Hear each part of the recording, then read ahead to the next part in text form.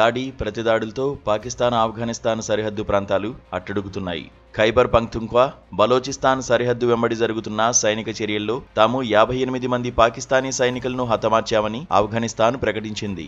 20 Pak army పోస్టులను ధ్వంసం చేశామని కూడా వెల్లడించింది. ఈ నెల 9న తమ గడ్డపై పాక్ జరిపిన వైమానిక దాడులకు ప్రతీకారంగా ఈ దాడులకు పాల్పడినట్లు తాలిబాన్ల ప్రతినిధి జబీవుల్లా ముజాహిద్ తెలిపారు. పాకిస్తాన్లో ఉన్న ఐసిస్ ఉగ్రవాదులకు ఆశ్రయం కల్పించవద్దని స్పష్టం చేశారు.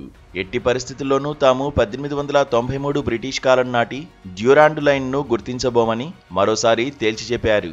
పాకిస్తాన్ కూడా తాము 200 మంది తాలిబాన్లను మట్టుబెట్టామని, ఘర్షణలో తమ సైనికులు 23 మంది మృతి చెందారని అంగీకరించింది. 19 ఆఫ్ఘనిస్తాన్ మిలిటరీ పోస్టులను స్వాధీనం చేసుకున్నామని పాక్ ఆర్మీ తెలిపింది. ఆఫ్ఘాన్ దాడులపై పాక్ మంత్రి మొహిసిన్ నఖ్వీ స్పందించారు. ఇటుకలతో చేసే దాడులకు రాళ్లతో బదిలిస్తామని తాలిబాన్లను హెచ్చరించారు. కాగా పాకిస్తాన్ ఆఫ్ఘనిస్తాన్ సరిహద్దుల్లో ఘర్షణను నివారించాలని, రెండు దేశాలు సంయమనం పాటించాలని Qatar, Saudi Arabia, Iran సూచించాయి.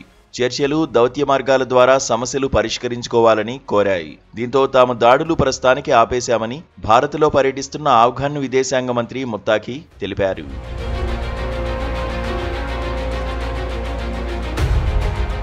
Afghanistan, Pakistan మధ్య 2600 కిలోమీటర్ల డ్యూరాండ్ లైన్ 1893 బ్రిటిష్ కాలంలో ఏర్పాటైంది.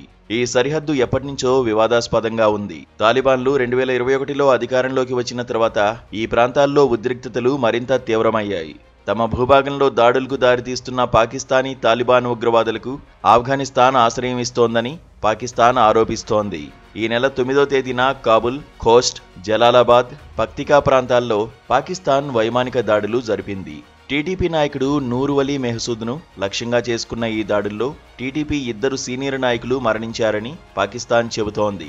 అయితే ఆఫ్ఘనిస్తాన్ వీటిని సార్వభౌమత్వ ఉల్లంఘనగా అభివర్ణించి ప్రతీకార చర్యలు ప్రారంభించింది. ఖైబర్ పఖ్తుంఖ్వా, బలోచిస్తాన్లోని కునార్, హెల్మండ్, నంగర్హార్ ప్రాంతాల్లో తీవ్రమైన దాడులు జరిగాయి. ఈ ఘర్షణలపై ఖతార్, సౌదీ అరేబియా, ఇరాన్ దేశాలు సంయమనం పాటించాలని సూచించాయి. చర్చలు, దౌత్య మార్గాల ద్వారా సమస్యలు పరిష్కరించాలని సూచించాయి. ఈ ఘర్షణలు 2021 తాలిబాన్ అధికారం తర్వాత అత్యంత తీవ్రమయ్యాయి. సరిహద్దు చెక్ పాయింట్లు మూసివేయడంతో వాణిజ్యం, ప్రజల వ్యవహారాలు ఆగిపోయాయి. ఈ సంఘర్షణలు మరింత తీవ్రమయ్యే అవకాశం లేకపోలేదు.